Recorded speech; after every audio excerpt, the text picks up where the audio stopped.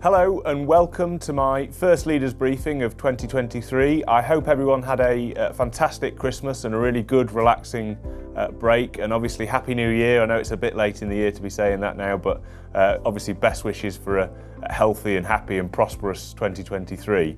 Now, New Year's are always a really good time to both look back and reflect on the year that's gone and also to look forward in terms of what's going to come our way in 2023. So I thought I'd just take a few minutes to talk about some of our key achievements over the past year and also look ahead to what's coming in the next few months.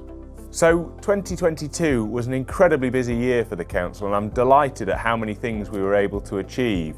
So just to name a few, we were able to secure our Gold Award as part of the Ministry of Defence's Employer Recognition Scheme, which is part of the Armed Forces Covenant, and that was all about how fantastic an employer we are, in particular for people from the Armed Forces community and reservists. We also celebrated the completion of the 400th home as part of our external wall insulation scheme, our Green Homes scheme, which was fantastic to do, and we celebrated in Eckington with a tenant there completing that 400th property.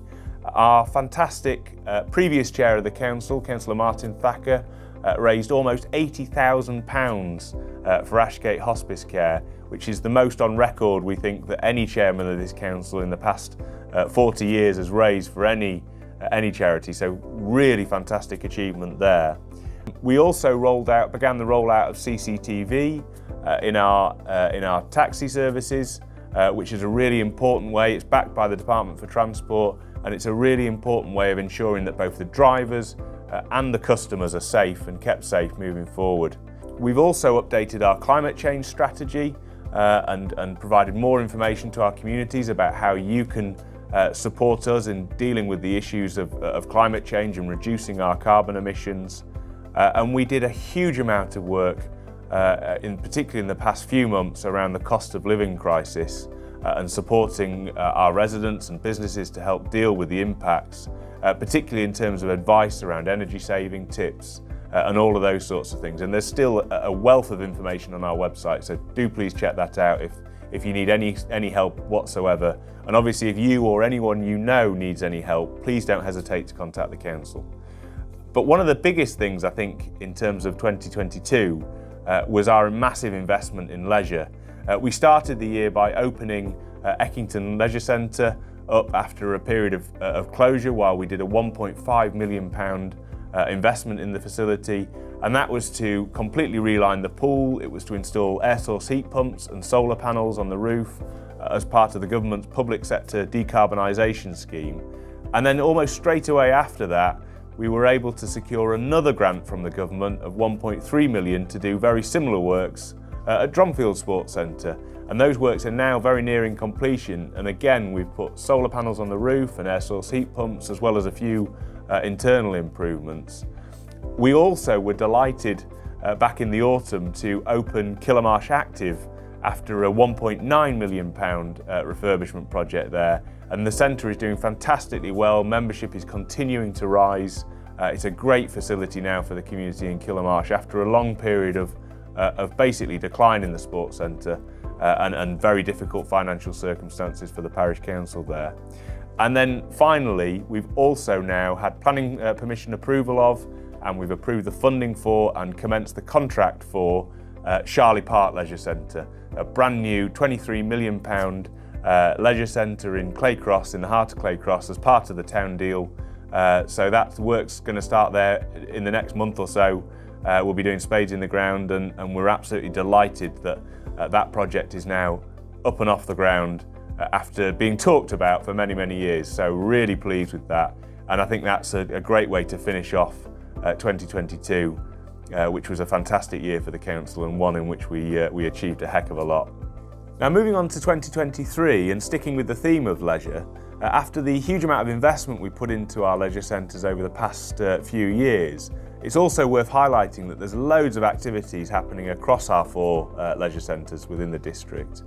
Now, particularly we've got half term coming up. I know as a parent myself it can be quite challenging trying to find things to do to keep the kids occupied, but we'd really encourage everyone to visit our website and check out all of the really fun activities we've got across the 4 leisure centres, particularly during that half-term week, for parents who are desperate for a bit of help and support in keeping the kids entertained.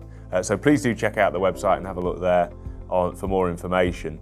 We've also been working with an organisation called Parkinson's UK, and we've been our Healthy Lifestyles instructors have been going through training with Parkinson's UK in order to help make sure that they can deliver their sessions, in particular in a more Parkinson's friendly way.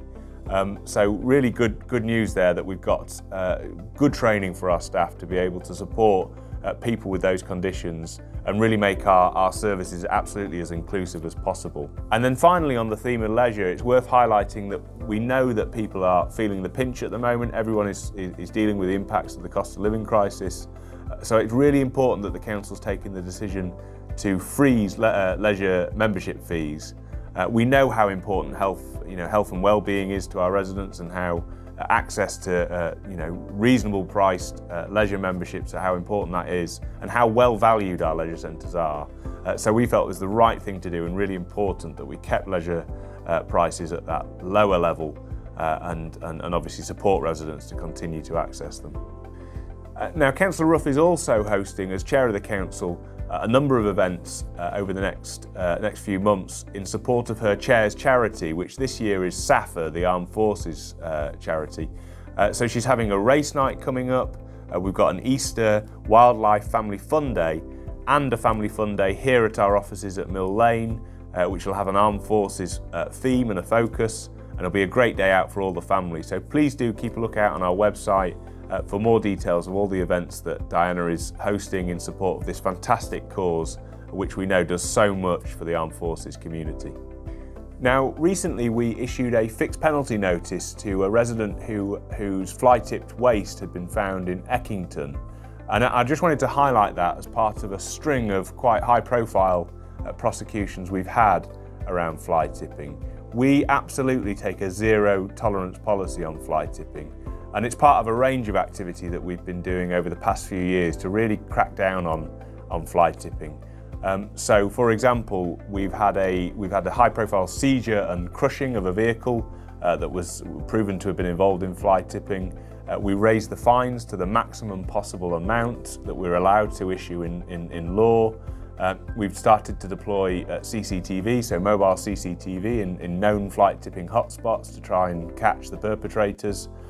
And then our fantastic environmental health team, we've increased the capacity of that team, and they're actually doing more patrols than they've ever done before. So in the previous year, last year, 2022, they did a record number of patrols, and they issued a record number of fixed penalty notices. And the impact of that is already being seen in the figures. So I think last year, based on the previous year, reportings of fly tipping were down 37%. And they're down from the 2019 level of 20%. So there's a big drop in fly tipping reportings. But that being said, any amount of fly tipping is too much, frankly, and we really do have a zero tolerance policy on it.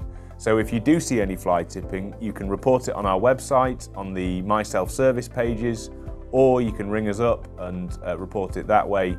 And obviously we will always come out as quickly as we possibly can to clear the waste, and also if there's any evidence of who's been tipping the waste, we'll always follow that up.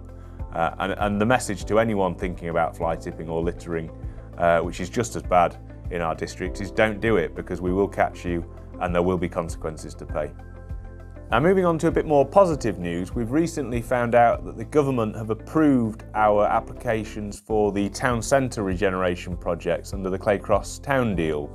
That's really exciting news. We submitted the bids just before Christmas, and we found out from government that they're happy for us to proceed. So we're doing a bit of consultation at the moment, and for the next few weeks, just to really hear back from both residents and businesses locally about our proposals for the town centre in terms of the creation of a market square and all the fantastic things to go with that. So please do look on our website and on the Claycross Town Deal website for more information about those proposals. It's also worth highlighting that we're taking another step forward in terms of Charlie Park Leisure Centre. That's getting off the ground now, and works should start in the next few weeks or the next month or so on that. And we've also approved the railway station feasibility project, which is the first step towards a longer mission of trying to get a railway station back to the Clay Cross area. So some good news all round on the town deal, and please do check out our website and the town deal website to keep up to date with the latest news on that front. And then finally, just on the topic of levelling up and improving our district, we found out late last year that we've been awarded £2.58 million from the government's UK Shared Prosperity Fund. And that's an allocation to the District Council for us to invest in our communities and really try and ensure that the benefits of levelling up are felt right across the district. So with our allocation of UK Shared Prosperity Fund, we're doing a range of things, including investing in parks and play areas, and we know how valued they are by local families. Also investing in shop frontage and public realm works to try and improve the image and the aesthetics of some of our town centres and village centres. And we're also investing in village halls. There's an application process open at the moment for village hall committees and parish councils to bid in for important funding towards village hall refurbishments. And there's another round of the Parks and Play Areas Fund open as well for parish councils to bid in for. We've allocated £640,000 to support parish and town councils to invest in their parks and play areas. So really would encourage anyone who's interested in those schemes to get on the website and find out more about how to apply. Now, as well as supporting parish and town councils to invest in parks and play areas, we're also investing quite heavily in some of our own at the moment. So of all the parks and play areas around the district, there'll be several that are parish and town council run, but we also as a district council have some that we're responsible for. And so we recently completed an £80,000 refurbishment of the Thirlmere Drive play area in Dromfield. It's fantastic, I've already seen it myself. It's all brand new equipment, new flooring and everything, and I'm sure that will be really enjoyed by all the local residents who have told me in many occasions while out knocking on doors that something really needed to be done with that park. So thanks very much for watching. Hope you've enjoyed and found all the information useful in this leaders briefing. Obviously, it goes without saying, please do keep checking our website and our social media channels for more information. There's lots going on in North East Derbyshire, and I'm sure 2023 will absolutely be as busy as 2022 has been, and look forward to sharing with you more important information and updates in the next briefing. Thanks very much.